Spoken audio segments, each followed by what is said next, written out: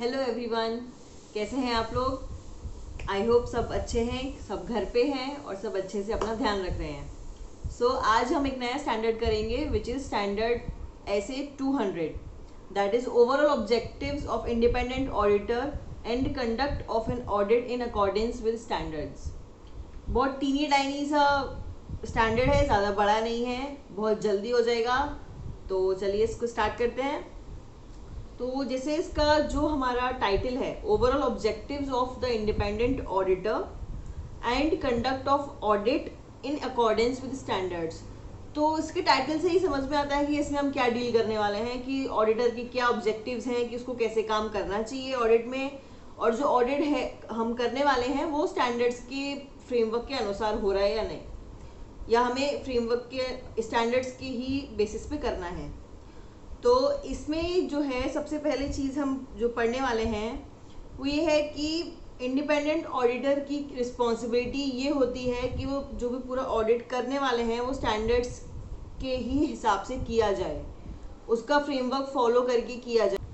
क्योंकि जो स्टैंडर्ड्स हमें रेगुलेटर्स ने प्रोवाइड किए हैं वो एक स्टैंडर्ड है बेसिकली, कि हमें इसको फॉलो करके ऑडिट को अपने को करना है। तो यहाँ पे जो है इंडिपेंडेंट ऑडिटर का ये ऑब्जेक्टिव है कि उस जो भी ऑडिट करने वाला है वो अकॉर्डिंगली टू स्टैंडर्ड्स।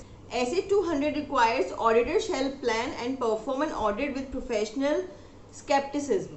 तो ये एक हमको एक टर्म मिला, प्रोफेशनल स्केप्टिसिज्म। अब इसका क्या मतलब होता है? तो प्रोफेशनल स्केप्टिसिज्म का मतलब है it's an attitude of questioning mind, being alert to conditions which may indicate possible misstatement in the financial statement due to any fraud or error। तो बेसिकली इस स्टैंडर्ड का आइडिया ये है कि हम बीइंग एन ऑडिटर हमारा क्या काम है, हमें इंडिपेंडेंटली काम करना चाहिए, स्टैंडर्ड्स को फॉलो करते हुए सारा काम करना चाहिए, और उससे हमें ये पता ये चलेगा कि कुछ भी स्टेटमेंट्स फाइनेंशियल स्टेटमेंट्स में है या नहीं है। तो अभी हमें इसमें एक ये टर्म मिला, व्हाट इज प्रोफेशनल स्केप्टिसिज्म।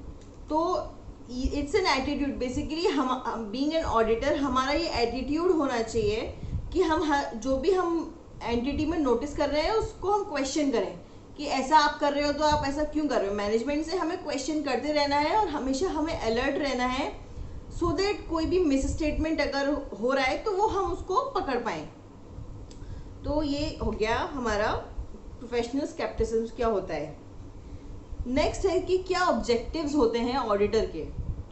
तो अगर जनरल लैंग्वेज में हम करेंगे इसको तो क्या होगा, क्या ऑब्जेक्टिव्स हैं कि हम जो है identify and assess the risk of material misstatement. दूसरा, हम उसके लिए फिर ऑडिट एविडेंसेस इकट्ठा करें। तीसरा जो है हम ऑडिट रिपोर्ट बनाएंगे।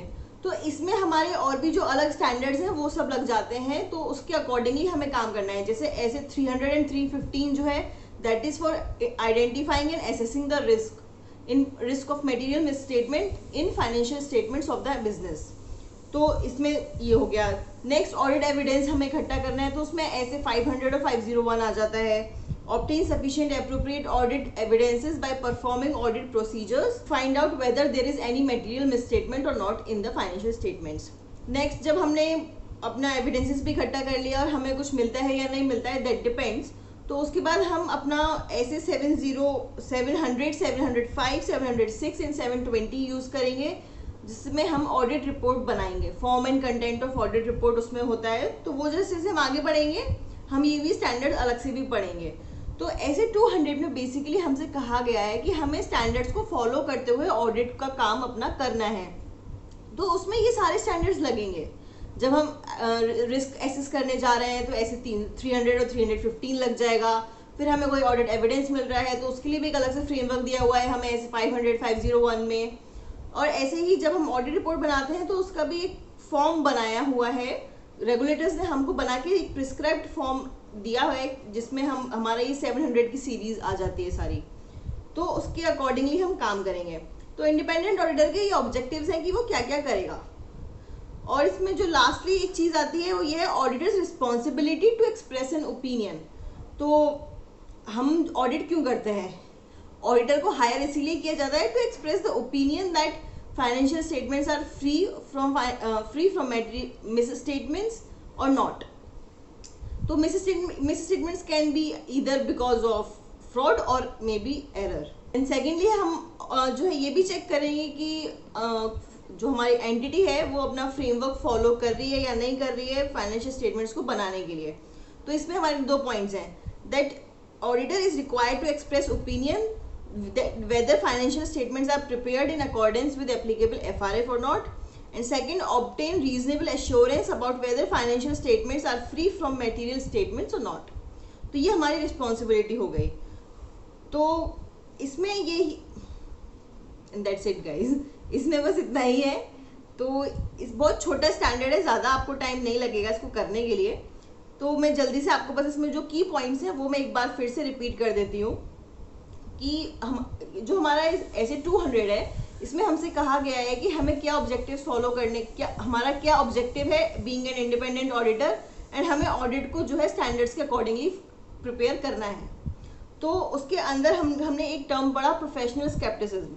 तो उसका मतलब है कि an attitude of being alert and being questioning mind to conditions that may indicate misstatements due to any fraud or error. Next था हमारा कि हमारे क्या ऑब्जेक्टिव्स हैं। तो उसमें था पहला हमने पढ़ा identify and assess the risk, जिसमें ऐसे 300 एंड 315 लग जाता है। फिर obtaining sufficient and appropriate audit evidences, जिसमें 500 एंड 501 लग जाता है। फिर है form and content of audit report, जिसमें हमारा ऐसे 700, 705, 6 एंड 720 लग जाता है। फिर हमने पढ़ा कि ऑडिटर की क्या रिस्पॉन्सिबिलिटीज है टू एक्सप्रेस एन ओपिनियन। तो उसके लिए हम ये देखेंगे पहले कि जो हमारी एंटिटी है वो हम एप्लीकेबल FRF फॉलो कर रही है या नहीं कर रही है। एंड सेकेंडली हम रीजनेबल एश्योरेंस लेंगे, जिसमें कि हम ये जज करेंगे कि जो भी हमारे फाइनेंशियल स्टेटमेंट्स हैं एंटिटी के, that are free from material misstatements और नॉट। सो गाइज ऐसे 200 हमारा यहीं पे खत्म हुआ। आई होप आपको वीडियो अच्छा लगा हो, और अगर आपको ये अच्छा लगा तो definitely like this video and share this video with your friends and do subscribe to my channel. And yes, don't forget to press that bell button so that जब भी मैं नया वीडियो अपलोड करूँ तो आपके पास एक नोटिफिकेशन आ जाए। तो चलिए मैं आपसे किसी और वीडियो में किसी और स्टैंडर्ड के साथ मिलती हूँ। Till then bye bye.